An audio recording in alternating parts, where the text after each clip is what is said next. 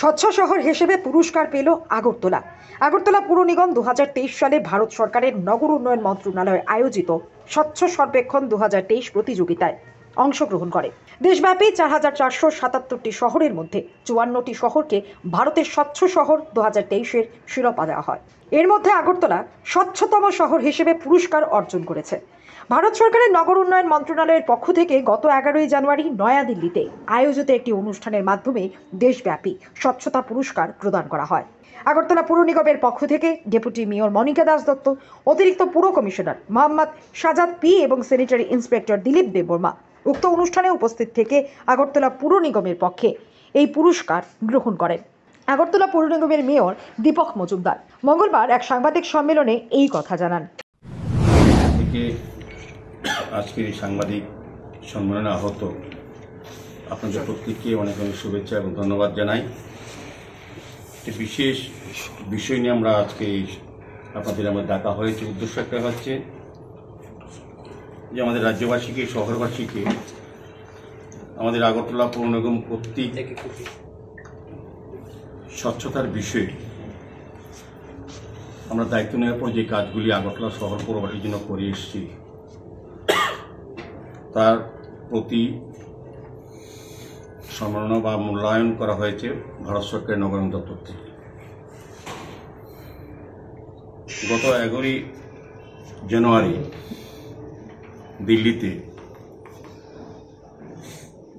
ভারত সরকারের নগর উন্নয়ন মন্ত্রণালয় দ্বারা আগরতলা শহরকে স্বচ্ছতম শহর হিসেবে পুরস্কৃত করা হয়।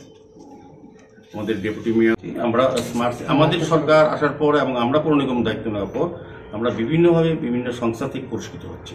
তো আমাদের কাছে পুরস্কারটা হচ্ছে আগরতলা শহরবাসী যখন খুশি, এটি আমাদের বড় পুরস্কার। সরকারি পুরস্কার তো আসবেই, নিয়ম অনুযায়ী তাদের যে চিন্তা ভাবনায় আমাদের কাজ, অনেকগুলি ভালো ভালো কাজ হচ্ছে, আমরা বিভিন্ন বিভাগে আমরা পুরস্কৃত হচ্ছি বিভিন্ন সময়। তো আমাদের সবটাইতে বিষয় যে আমরা শহরকে পরিষ্কার পরিচ্ছন্ন রাখতে পারছি বা করার চেষ্টা করছি, যেটা আগরতলা শহরবাসী বিগত 25-30 বছর কোনোদিন ভাবেনি, দেখেনি।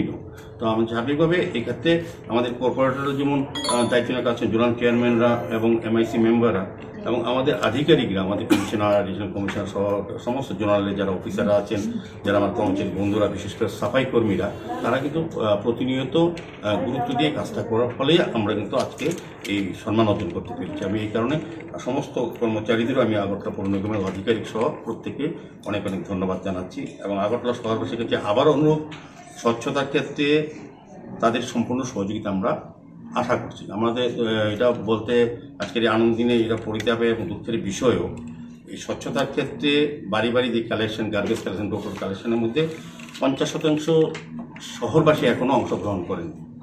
যদি এটা করতো আমাদের কাজটা আরও সুন্দর হতো। আমরা একদম সারা ভারতবর্ষের মধ্যে আমি বলবো যে আমরা আমাদের জনগণের যদি একটা সহযোগিতা পাই, আমরাই 1 নম্বর থাকবো, আমাদের পরে নাম্বার শুরু হবে অন্যদের। সেক্ষেত্রে ট্যাক্সের ক্ষেত্রে আমি বলবো যে যাদের টাকা দিয়ে, আমাদের নাগরিকের টাকা দিয়ে কিন্তু আমরা উন্নয়নে কাজ করি। আমরা দেখেছি 51% মাত্র ট্যাক্স প্রদান করে, বাকিটা করে না, কিন্তু আমরা 100% সার্ভিস দিচ্ছি। সেক্ষেত্রে ট্যাক্সও যদি আমাদের করদাতারা যদি আমাদের সহযোগিতা করেন স্বচ্ছতার ক্ষেত্রে এবং কর দেওয়ার ক্ষেত্রে, আমাদের আগরতলা শহরকে আর নতুনভাবে আমরা সাজাতে পারব। এই পর্যন্ত কয়টা পুরস্কার আসলো স্মার্ট সিটি হওয়ার পর?